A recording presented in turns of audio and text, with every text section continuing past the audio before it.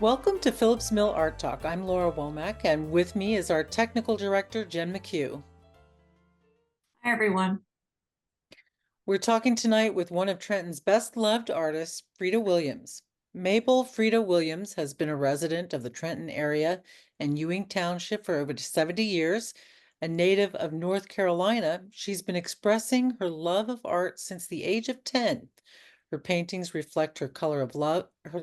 Her paintings reflect her love of color and are vivid images of nostalgic memories, cultural experiences, and political impressions.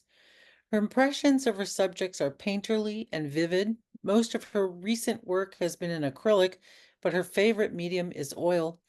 Frida has added watercolor and mixed media to her repertoire and enjoys painting on a variety of surfaces, such as wood, glass, and burlap fabric. Thank you for joining us on Art Talk, Frida Williams.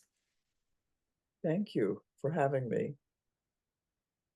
And thank you in the audience for joining us as well. As always, we love to hear your questions.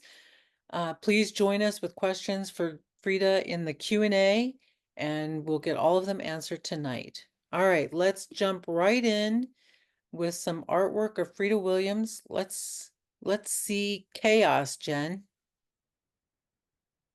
A strong, dramatic piece, Frida. What can you tell us about it? I painted chaos. I came up with the idea for chaos during the previous presidential administration under Trump. And of course, one of the things that I do when I paint is I paint from uh, everyday experiences. I express my feelings regarding political issues, social issues. And so one of the things that I observed was the destruction of our cities. And when I say destruction, I mean the both the mental um, uh, interest or the lack of concern about the cities and the overall chaos that seemed to occur and did occur during his reign as president. And so the best way that I could express it was through painting this scene of chaos. And you see in the colors the deep reds and the golds, and it looks like the city's on fire and so forth. And that's how I expressed my feelings about what was happening under his administration, and that's how I developed or created chaos. I used a lot of that painting, by the way, is done in heavy acrylic paints, and I used several different instruments to get the effect. It's very textured. You can't see that, in the painting, but in reality, it's there's a lot of texture. And I accomplished that with different kinds of brushes and painting knives. We don't see a lot of texture. I mean, I actually was sort of guessing that there was because it seems like in the foreground of the paintings, Yes. with these strong vertical lines. I don't know. I just sort of had the idea that there is texture there. We I don't see that a lot with acrylics. no, but Did you, yeah, heavy-bodied text acrylic paint, and the way that it's applied, I was able to build up the texture. very good. Okay, Jen, let's take a look at the next painting, please.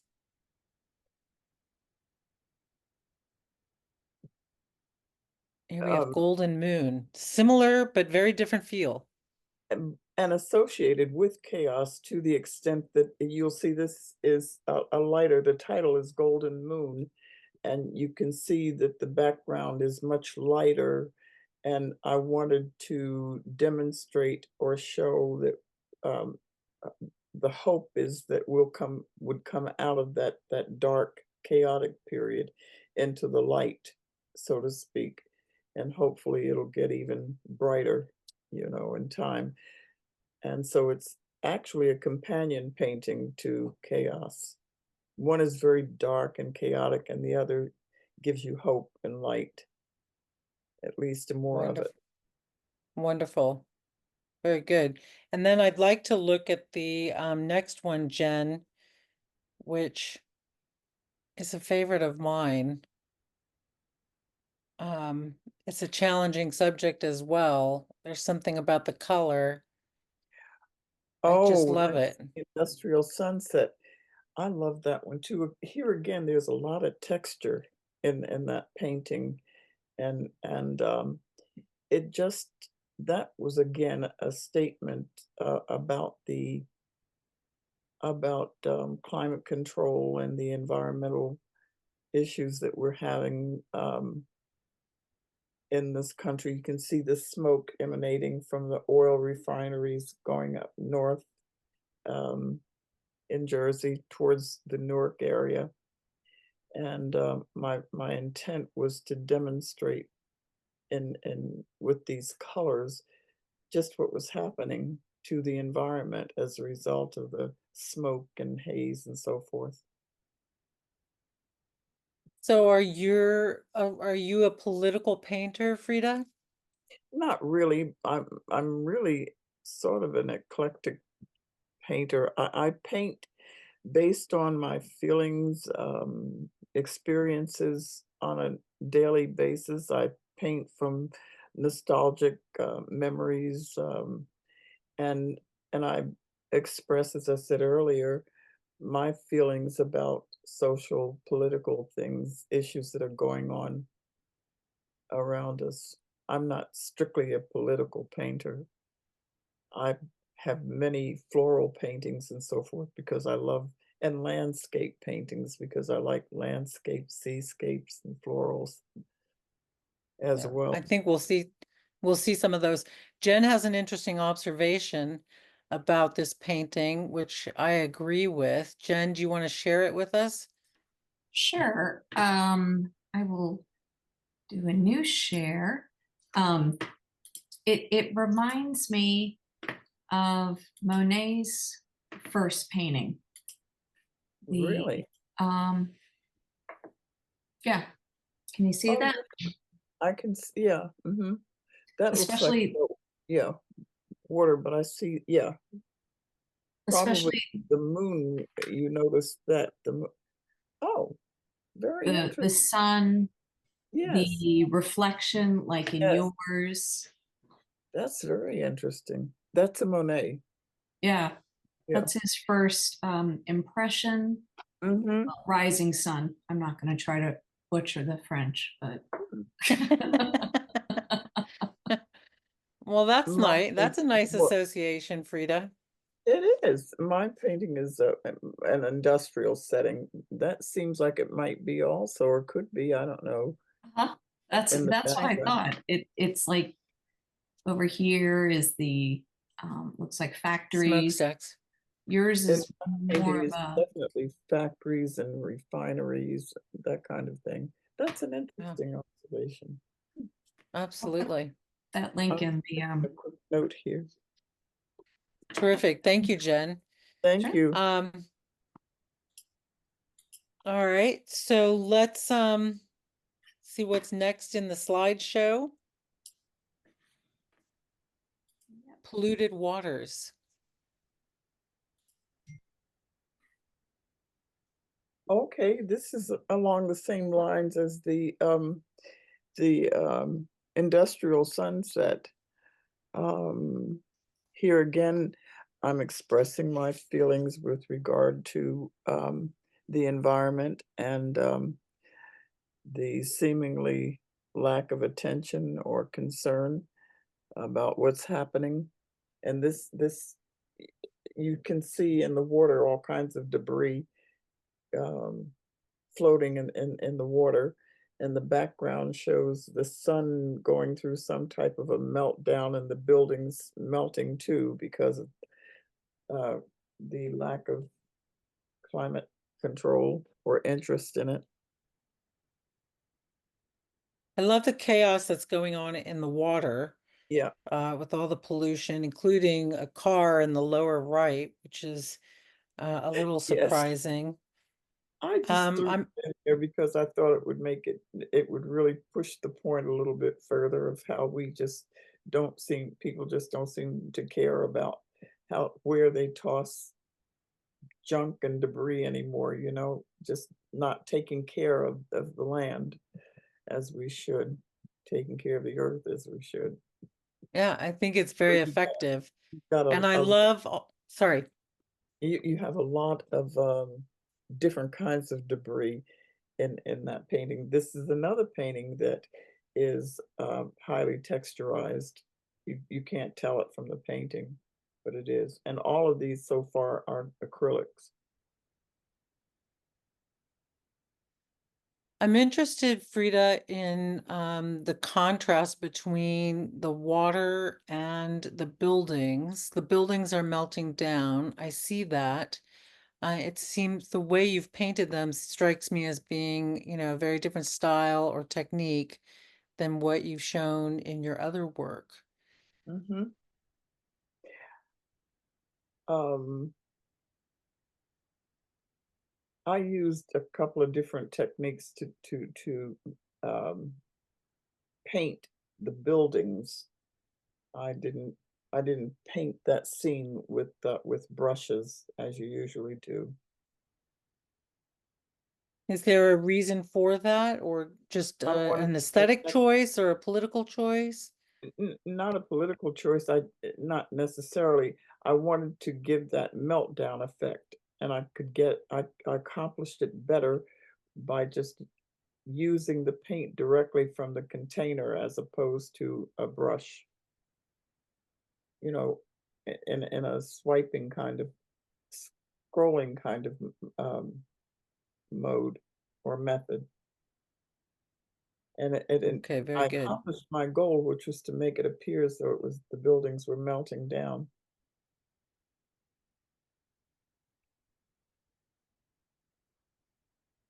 All right, very good. And if any of you in the audience have questions that you would like to share with or ask of Frida, then please put them in the Q&A. Jen has put in the chat the link to the Impressionist, the Monet painting. So that's there for you. And the questions for Frida go in the Q&A. Join us anytime. Okay, let's see what's next, Jen.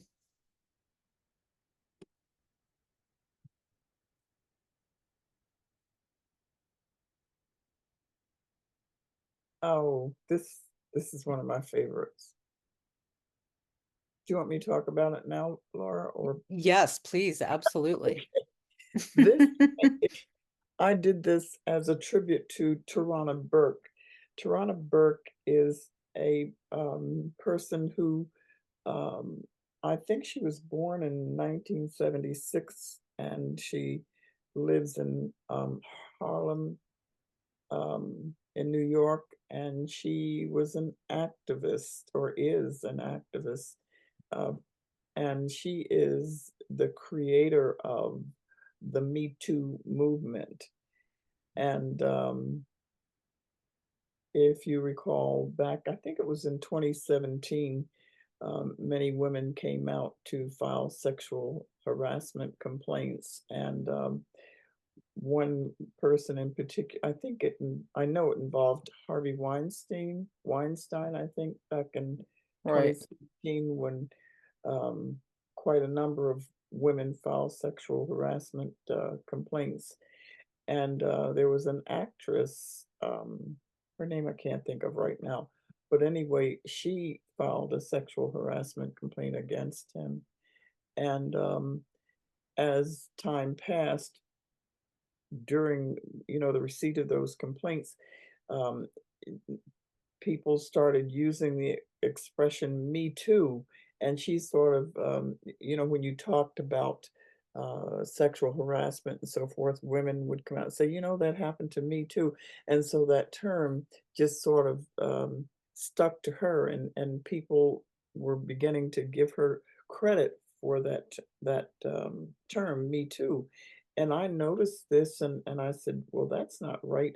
And then a young woman who happened to be a journalist, as I understand it, also knew that Tarana Burke actually started that movement, the Me Too movement. And she, I think, um, posted it on social media. And one thing led to the other. And I believe that it was a matter of the term Me Too being taken away from Tarana Burke, who actually created it. Because at the time, she wanted to aid the women, Black women, who were being not only sexually abused, but physically, mentally, economically, politically abused in every possible way, and which happened to be um, the case for most Black women and women of color. It wasn't just about sexual harassment, but the point is, she's the one who started the movement. So that got clarified very quickly. So when I was reading and hearing about that, I decided that I wanted to paint this painting in tribute to her, in tribute to And Tarana Burke. That can you was more tell us, of a statement. can you tell us, Frida, how did you choose your composition? Tell us a little bit about the painting, how Okay. the tribute, yeah. Okay. I wanted to use one color to and show different women of different ages.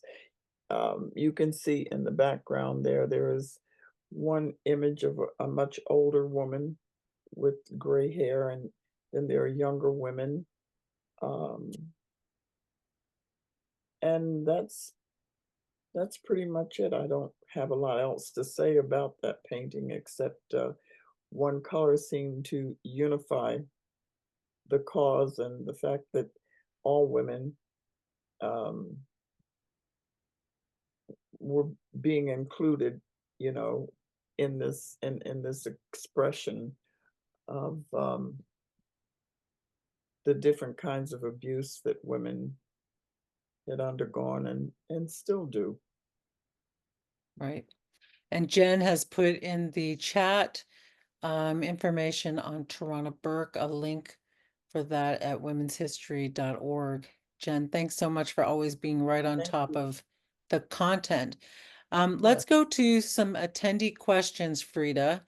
And Jen is going to help us out with that too. Jen, what do we have? Sure. Frida, uh, first, well, an anonymous attendee said, did you choose red to represent trauma or violence in that painting, tribute to Tarana Burke? I heard you. I'm just thinking about that.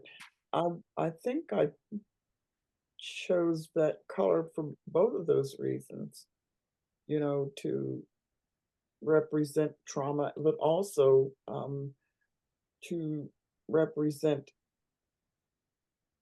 the the feelings that women had to go through during those times.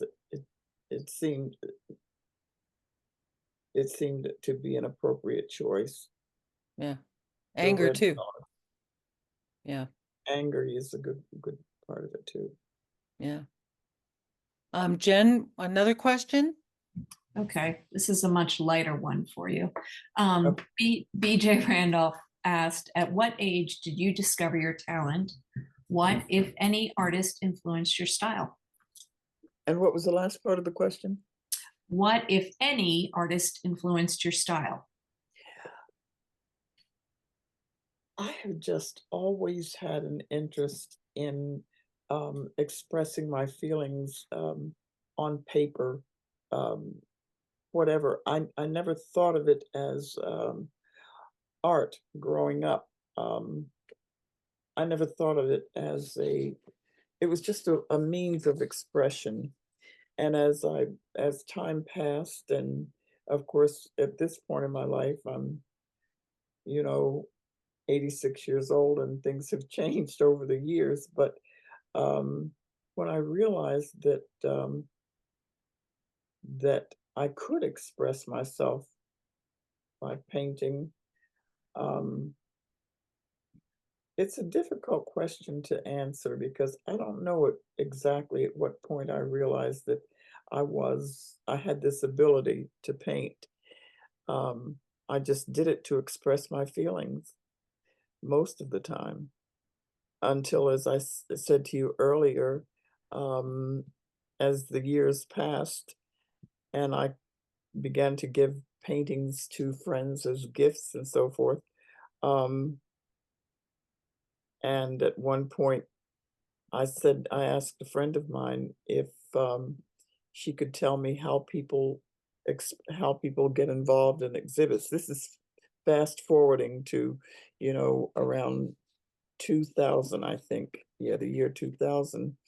And she recommended some local libraries. And the first library that I contacted was in Lawrenceville, um, New Jersey. And I took paintings there, and they were very pleased with them and invited me to do an exhibit for 2 months, January and February. And that was the beginning of actually paying attention to sharing my art with other people. And I've been doing that ever since. I remember on one occasion, I I think I expressed this to someone earlier. My husband was an avid football fan, and so um, we were pretty much ignored during the season. And I just wanted to again express how I felt about that on canvas. And I painted this scene of a football up in the air and all of these huge men clamoring to, get control of the football.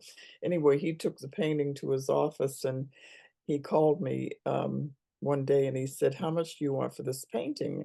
And I said, "What are you talking about?" He said, "There's someone here who wants to purchase that painting." I said, "You're kidding." And he said, "No, how much do you want?" I had no idea about the business aspect of art. I said, "Oh, $100 is fine." And I didn't think it would happen. And that evening, he came home, he gave me $100, and that was my first sale of a painting. I was amused and shocked because I never thought of anyone buying my paintings, at that time. That was many years ago. And Frida, you've been painting since you were 10. Painting, drawing, pencils, coloring and coloring books, ever since I was about 10, yes. Yeah. And you're self-taught, is that right? I am a self-taught professional painter, yes. I mean, And, that seems like a pretty an extraordinary accomplishment right there. yeah. Well, I think that most people have the ability to paint, um, to express their feelings through painting. I don't see it as, painting as something that you compare with someone else's skill or technique or how good they are or how much better you are. I think it's just self-expression. And I encourage people to paint because it does give you all kinds of relief. And I know that in my particular situation, my art has brought me through and continues to bring me through a very personal um, and current journey. With the loss of my daughter, is very therapeutic. And I just, I see painting as a very serious um, way to deal with life's experiences. It's a very helpful way to do that.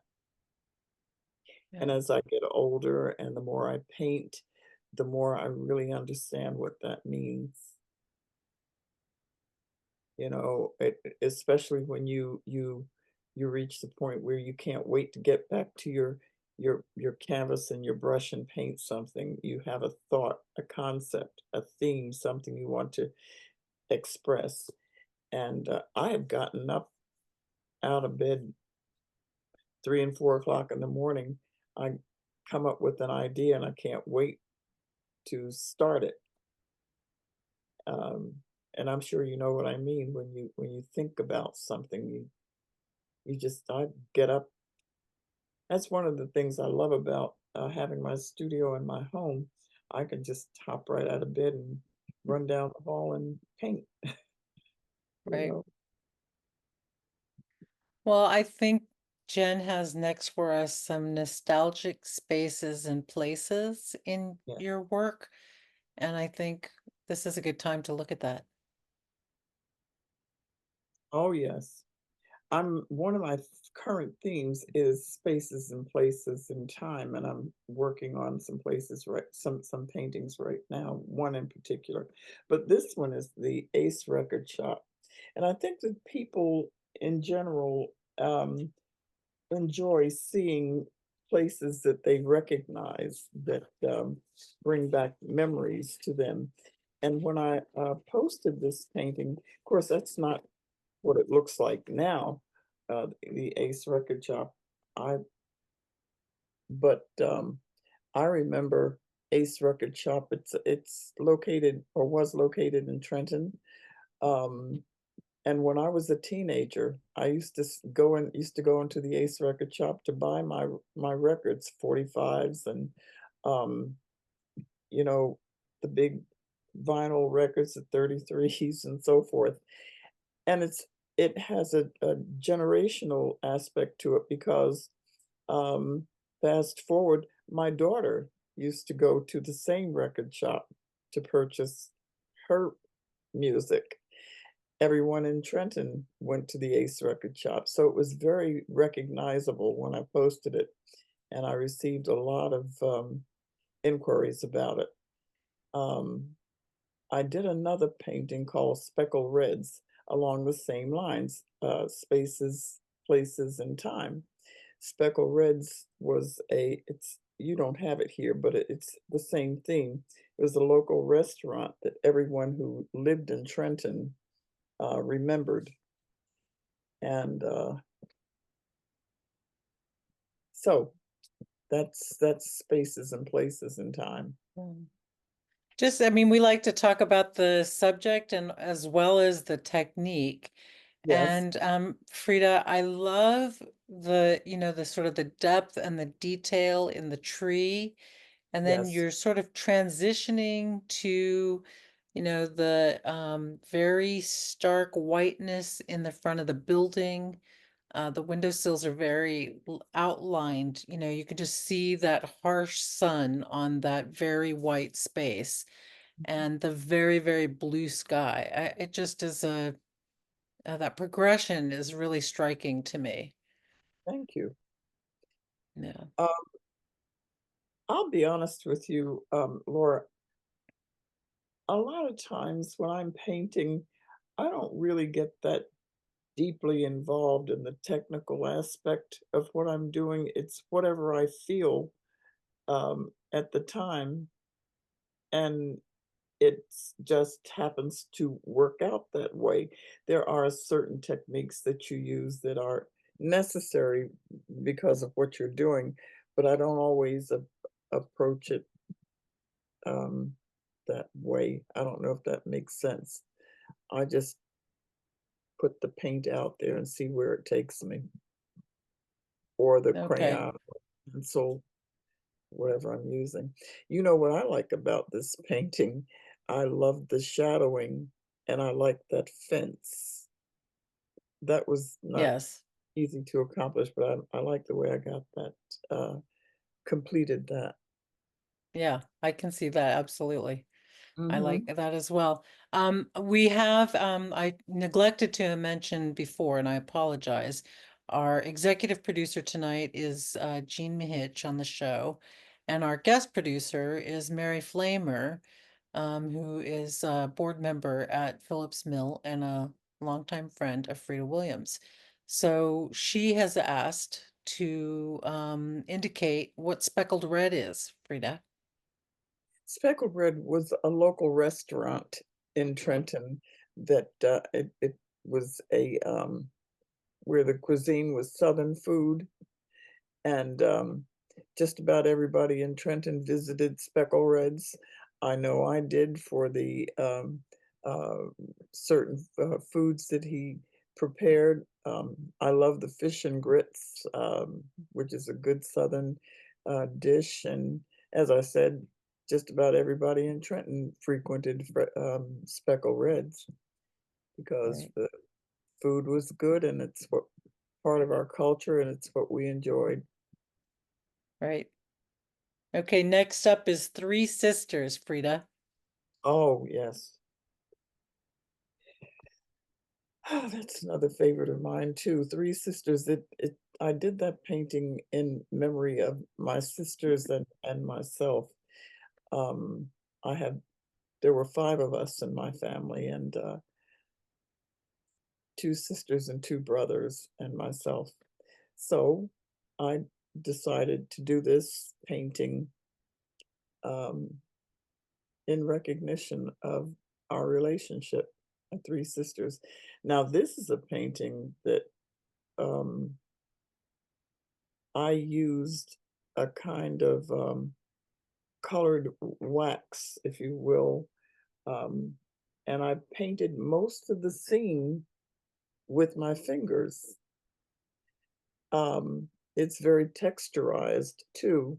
I did use I used pen um, and I used a painting knife to get some of those raised lines that you can't actually see in the painting, but I was able to accomplish it with a painting knife. But most of it I applied, most of the color I applied with my fingers. And again, it's very texturized. It has a lot of motion as well. It does, yeah, a lot of motion. And it's interesting, you can at least I can. You can get that motion more effectively using your fingers as opposed to a brush. That was my experience anyway. It's very free. Okay, well, I really appreciate people in the attendees continuing to give us questions. Thank you all so much for that. Let's get back to those, Jen, and see what people want to know. Okay, well, there's a couple very nice comments. June said, did she just say she is 86? Loving 80, her work. right? June just said, did she just say she is 86? Yes. She's loving your work. I think she was Oh, shocked by that number. oh, thank you. I'm very grateful for it. Thankful. And then Deborah Oliver said, not a question, but a comment. It has been a long time since I was so taken by the work of a local artist. Your show at Artworks was spellbinding, just completely an immersive experience. I couldn't bear to leave. A friend purchased one of your pieces, so he has the wonderful experience of seeing you every day. Thank you so very much for that. I really appreciate it. Um, then we have Margaret wanted to know, did Trenton's artist laureate Tom Malloy encourage you? I know you knew him. Yes. Oh, I knew Thomas Malloy all of my life. We were members of the same church, and of course, he was quite a few years older than I am. But I I know his art history from the beginning, from the very beginning. He was a watercolorist, and with regard to watercolor, I was impressed and influenced somewhat by his work in that particular medium because that's what he was known for his watercolor water his use of watercolors, which is not the easiest medium in the world to use, you know. because you have to learn to control the water. And he All did right, I think influence. we've got a couple of comments. Shall we do those and then start looking at some artwork? Sure. Jim Feld said, great work, very powerful. I love the attitude that this is you and not trying to copy or fit into other people's avenues or specific ideas of what is right or wrong. You show a freedom of self-expression that you experience uniquely. Oh, And that then, is a comment. Love it. Thank you. well, everyone's just loving you and your work. And Julia Butler said, so proud of Aunt Freda, Alfreda. I have 2 of your paintings in my dining room and admire them every day. That's So my one that beautiful answers niece. your question from earlier about how you said you made these as gifts. I think people enjoyed them. Beautiful niece in Charlotte, North Carolina. All right, very good. Well, thank you all. Questions are really good too. That helps us explore the work. We'll go back to the paintings. Next up, we have Essential Angels, a social Oh, political yes. piece.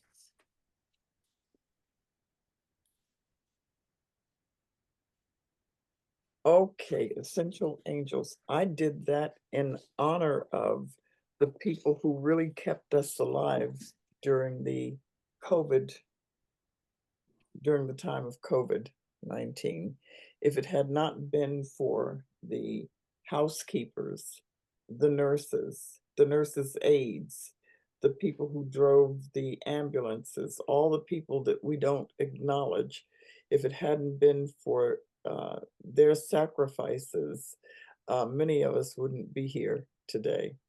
Um, you often hear a lot of the talk and the acknowledgement, or rather, I should say, the accolades going to the doctors and the people who run the hospitals and so forth, and they don't really pay attention to the essential, absolute essential workers. If it had not been for them, all the other people who received all of the higher salaries and so forth um, wouldn't be able to function. You can't function in a place, in a hospital, for example, if the all of the sanitation needs aren't taken care of. You can't function if you don't have people to drive the ambulances, if you don't have aides to assist the doctors and nurses. So that was my way of uh, giving attention to essential workers. Oh. And that's It's why, a wonderful painting, Frida, as well. Just the way all the figures are coming up. They're almost, I don't want to say ghostly because that seems wrong in the context of what you're of the respect, but they just are all coming up in en masse. yes. And that was the intent because the way I got that background, I used several different colors, but then I sort of swirled the paint onto the canvas with an applicator. Yeah. All right. And that's how I got that smoky, cloudy look. Yeah. Wonderful. Mhm. Jen, we're going next to the series To the Left. Um, and while we pull that up, Frida, can you tell us about the series itself before we look at some of the pieces?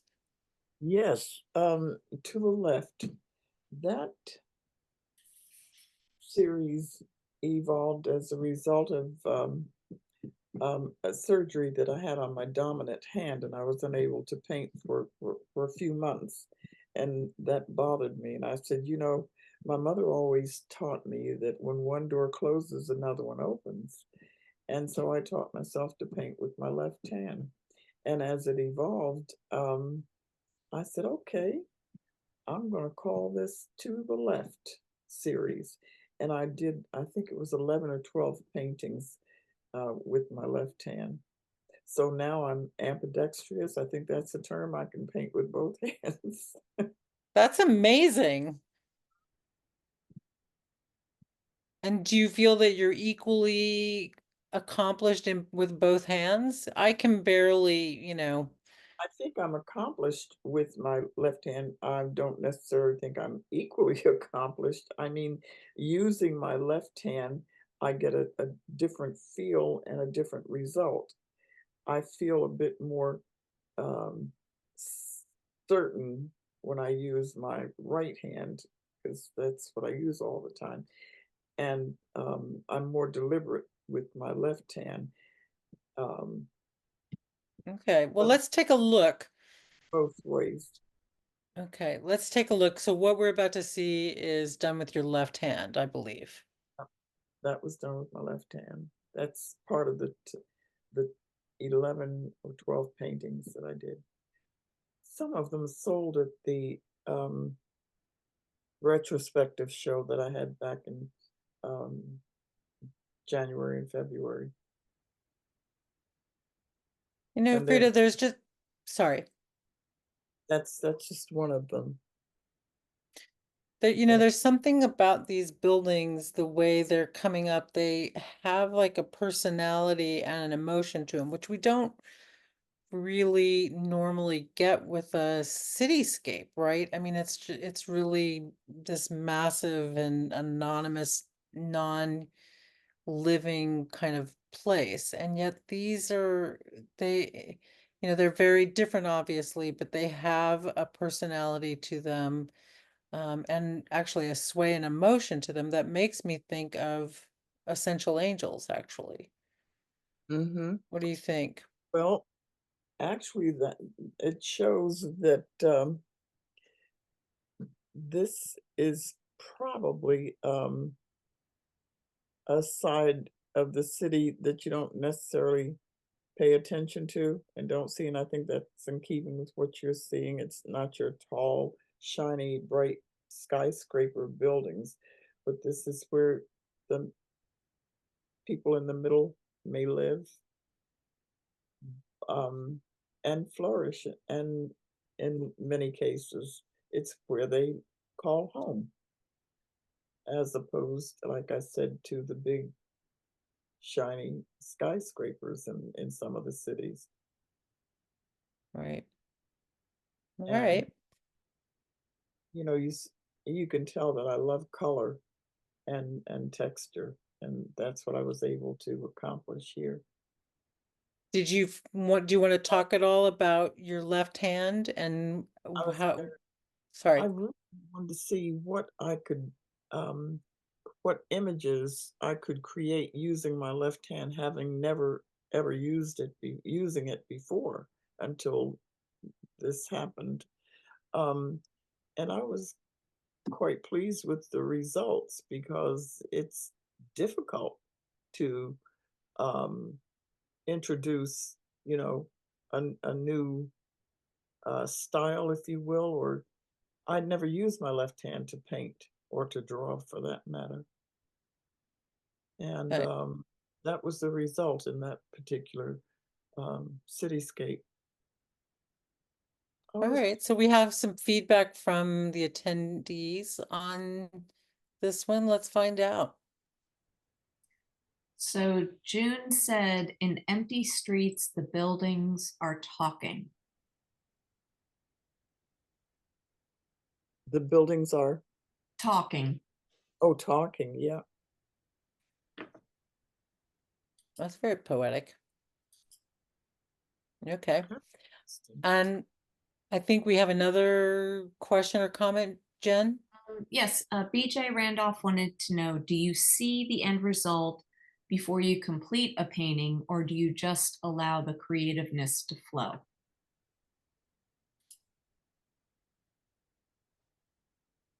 I really just allow the creativeness to flow because unless I have a specific um, theme or topic that I want to paint, I don't usually know where I'm going to end up when I start to paint. You know, unless I've decided, okay, today I'm going to paint a tree. Well, that's what I know I'm going to paint, and I paint.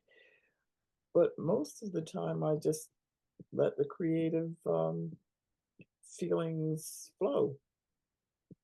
And on many occasions, I've started a painting and gotten pretty much through it and decided it wasn't what I really wanted, or I just didn't feel it. And I've just wiped the canvas completely off and started all over again. I've done some of my best work that way. So I don't know if that answers the question, but Yeah. I don't always know where I'm going with the painting. Um, well, thank you for those questions. Then another from the To the Left series is dreaming. Yeah. Dreaming. Now that was done with my left hand, and that's part of that series. Dreaming, um, I did this to show during COVID. You know, we were all on lockdown, so to speak, and didn't leave our homes. You couldn't go to the theater or out to dinner and so forth. And these people are dreaming about a time that they'll be able to go back into the city and go to the theater and go to dinner and just be back alive again, you know, and traveling and moving about, but specifically being able to go to the museums, the um, to church, to wherever you wanted to go. And they're dreaming about that time in this painting. I am particularly fond of this one too, Frida, and I like the contrast between these very bright white figures with, I'm not sure how you achieved the I don't even know how to describe, not the splatter, but the indistinct edges. And then you have these buildings coming up in the background that are so very precise. Well, you know, I used for the buildings in the background to get them to be that precise. I, of course, had to use a ruler or some implement, something that would allow me to get those straight lines. Otherwise, I wouldn't have been able to do it. So, with regard to the figures, I wanted them to be ghostly. So it was the way I applied the white paint and Yeah, the way I applied it that gave that effect. no. And the motion of them. Hmm. Okay, Jen has agreed to go to, I don't know if it's my very favorite. I love this painting. We're gonna go to next. And I want to make sure we see it before we have to sign off. Oh, I yes. j- That um, that's an image of an abandoned schoolhouse. Shortly after, it's a post. It's after slavery had ended. It was a one. It's an image of a one-room schoolhouse, and as we know from history, the people who were kidnapped and brought here weren't allowed to go to school to read, to write, or even, you know, to learn to read and write and after um, at one point they did try to salvage materials and put together a place to um, call a schoolhouse, and that's what this building represents. The exciting part about this painting is that I used in this the sand and in the yeah, in the sand and on the ground, I used some of the actual dirt or the sand that I got from Jekyll Island, which was which is an island in Charleston where the one of the last slave ships or one of the last ships landed with people who had been kidnapped and brought to this country and enslaved, because they were not slaves when they were kidnapped. They were brought here and enslaved. But the soil or the sand is embedded in that painting. That to me is Oh, very wow. that's very, very significant. It was to me, because it's the same sand, the same ocean, but the same sand that existed when my ancestors were brought here and enslaved. And this is Uh, Jekyll Island, and it represents mainland dreaming. Um, when the when my ancestors were brought here, brought to the islands, to the sea islands, and um, the the people who brought them to this country, the enslavers, could not live on these islands because they couldn't withstand the malaria and other, um, mainly malaria. So they left what they considered um, useless land to the people who were enslaved, and they moved to the mainland, which you see out in the distance. And the people who were left here, um, they developed that land. They thrived because they were immune to the disease malaria, and they were able to survive. But fast forwarding, the younger generation saw the mainland, and they thought that that was a better place to be. The elders wanted them to stay on the sea islands and to maintain and preserve their culture and to make it grow, to stay together, not separate. The younger people were anxious, just like today, and they wanted to see what was happening on the other side. They thought it would be better. And you see their footprints. That's supposed to indicate that they were leaving the island to go to the mainland, only to find out that it was not any better, in most cases worse. But they had to find out for themselves.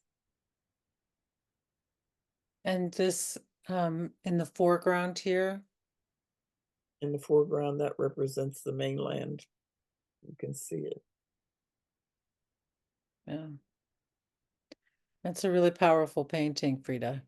It is. It's very, very powerful. There's much, much more to the story. Um, but you get the message. Yeah.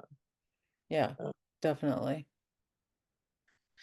I Well, think that, the expression one man's junk or something that somebody doesn't like is can turn out to be another man's treasure. Now, that doesn't mean to imply that times were good for the people on the island.